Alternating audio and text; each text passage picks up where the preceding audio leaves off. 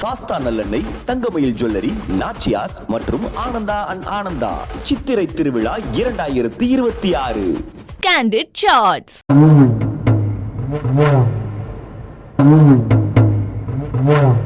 கைலாச பர்வத வாகனத்தில் சொக்கநாத பெருமாள் பிரியாவிடை சமேதராகவும் அன்னை மீனாட்சி அங்கையர் கண்ணி கேட்டதையெல்லாம் கொடுக்கக்கூடிய காமதேனு வாகனத்திலும் பவனி.